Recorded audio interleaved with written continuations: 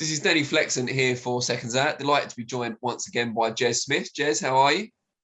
I'm not too bad, mate. How are you? I'm good. You're looking very relaxed. Are you about to go to a spa or something? No, nice chilled Sunday afternoon, sitting indoors watching the football. So, yeah, it's my rest day today. So it's nice. On Sundays, I just switch off and, basically put my dressing gown on and that's me for the day. The last outing for you was anything but chilled. A real war with Brad Rea.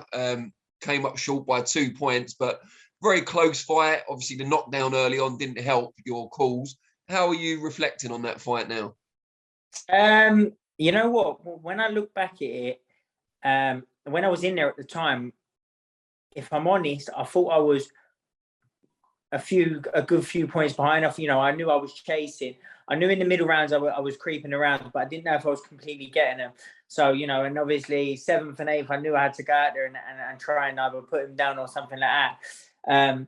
Listen, I got no argument about the result. It was a close fight. The 8th, I obviously lost the 8th round and the knockdown in the earlier round didn't help me. In the first round, getting knocked down didn't help me. But then middle rounds, they were really tight and really close because when I watched it back on the telly, I gave myself, to be fair, maybe I'm being a little bit biased or not, I don't know, but I gave myself a lot of them middle rounds. It's how people score it differently. Look, at the end of the day, I got nothing about the result. The result is what it is. It was a close fight. 2 points in, and obviously the knockdown didn't help me at the start. So, and I think that probably cost me the fight.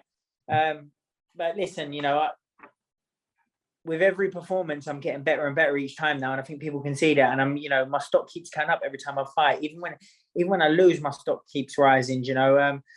So, and I'm taking all these fights on short notice. I took that fight on 12 days notice. So, I'm just hoping that hopefully I get the recognition I deserve, and sooner or later these promoters give me, a full camp where I get 8 weeks in the camp to prepare, and then you'll see what Jez Smith can do. I'm doing these these performances off these short notice. So hopefully, like I said, that I'll get some notice on my next fight or something like that. So yeah. And ideally, would that take place at super welter rather than middle? That seems to be your best weight. Yeah, for sure. I think super welterweight is definitely the right weight for me. You could see in there he was a lot bigger than what I was. You know what I mean? Obviously he's a big middleweight, and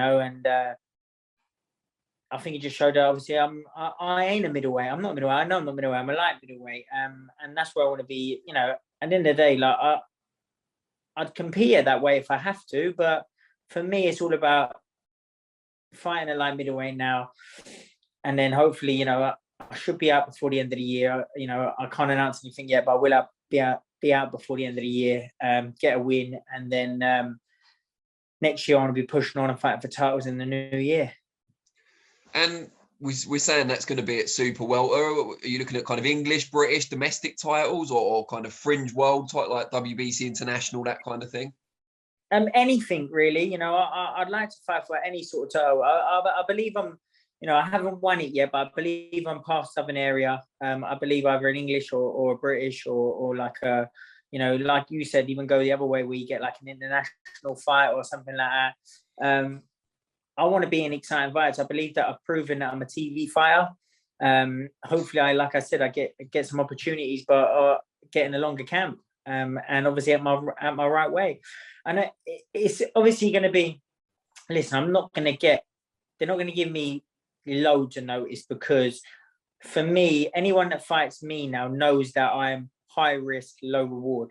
Because I have lost a few fights, but I'm also, they know if they give me a full camp and I turn up, which I should do, I'll beat most of these fighters at this sort of level. I think at domestic level, I do believe I beat them. That's why I'm not getting the full camp, but I'll keep doing what I'm doing. I'll keep working in the gym. I keep working hard. I work hard all the time. And hopefully now, I've got a couple of sponsors now who's going to back me and get me full time in the gym now. So hopefully now that, even if I do get some short notice fights, I'll be a lot more prepared than when in previous fights where I've had to go to work and things like that. So hopefully now, like I said, I want to get out before the end of the year, get a win. And then next year I want to push on and fight for some titles. When these promoters bring you in for TV shows at short notice, do you ever have a conversation with them about, you know, in the future working together as the home fighter instead, or asking them what you need to do to get signed? Yeah, I have done, but you know, they always, you know, for them, like Eddie, you know, I was on Eddie's show before, and Eddie said, you know, when I think that's when I beat Ben Ridings, you know, Yeah. he obviously wasn't the time with me, but he just said, like, you know, Jez is one of them fighters where, because he's had a couple of losses and things like already, we can't really, you know, even if he wouldn't just sign me and try and build me, because I've already coming off a few losses. So it's kind of like I'll get thrown in the deep end. And obviously if I either sink or I swim, you know, it's one of them ones. So, but obviously I would like I said, I don't want people to, like, I don't want favors from any sort of promoter. I don't want favors as in who I'm going to fight and who I don't fight. I don't want hand-pick opponents. I want to be in exciting fights, and I want to fight the best. But it would just be nice to get a little bit of notice, you know, not 12 days, you know, that's not even 2 weeks. You know, I've taken fights before, and like when I boxed Ben Ridings, I think I took it on 5 days notice. You know, I boxed Aguiarco, and I took that on I think 11 days notice. You know, I've took a lot of short notice fights. The only one that obviously, you know, I got a bit of time for was the Lejarraga fight. You know, I did they gave me, I think, 6-week camp for that, and then as well it got pushed back, so I had a bit longer. And obviously then, you know, you can see I made the 11 stone limit, and I was probably in the best shape of my career, and probably would have been one of the biggest wins in my career. Yeah. But obviously until the referee decided to do what he wanted to do and take the opportunity away from me. And is there any kind of opportunity of running that back, or getting another shot at that belt if he moves on? To be honest with you, I don't know. I don't think he wants any part of fighting me, to be honest with you. Why would he? Look, I'm not being rude. He's a European champion now, former European champion. You know, I haven't won anything yet. I lost at Southern Area level, like for the Southern Area title, and then I step up and I do that what I was doing to him. For him, it's like I said, it's high risk for him. Why would he want to fight me again?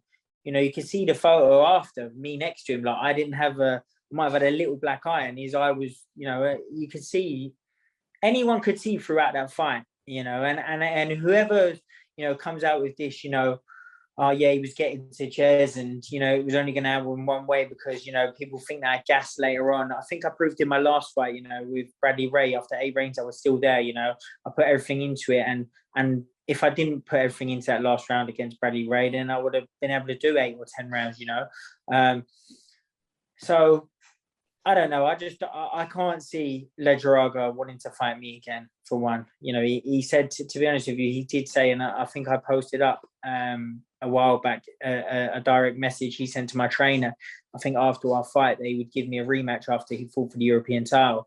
He's won the European title now, and you don't see him saying anything about giving me a rematch. I think, for one anyway, I don't think I'm high enough in the rankings with the EBU to even get a shot at it, if I'm honest, because you have to, I think the EBU are quite tight with who they give voluntary defense to. So like I said, for me, it's about now trying to, you know, I'm going to be out in December against a credible opponent to push my rankings up.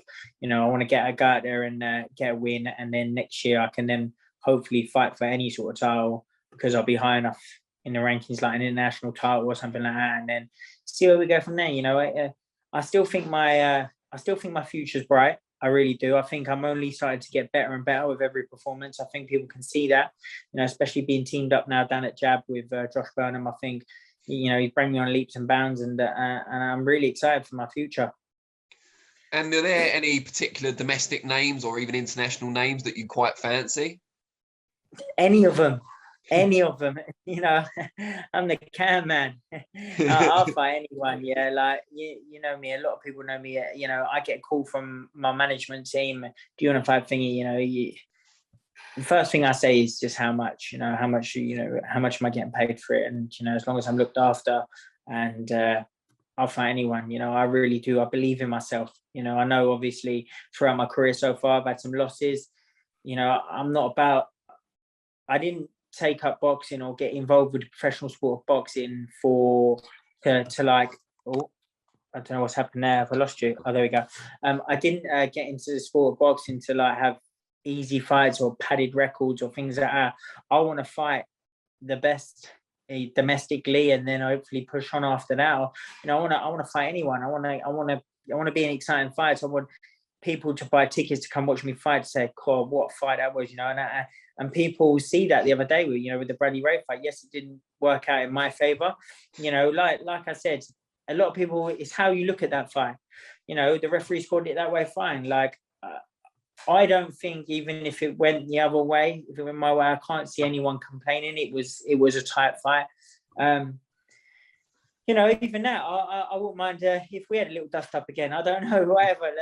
Like I said, I think my future's down at 154, but I'm always open to fights at 160 or whatever, and we'll see who's available, who fancies it, kind of thing.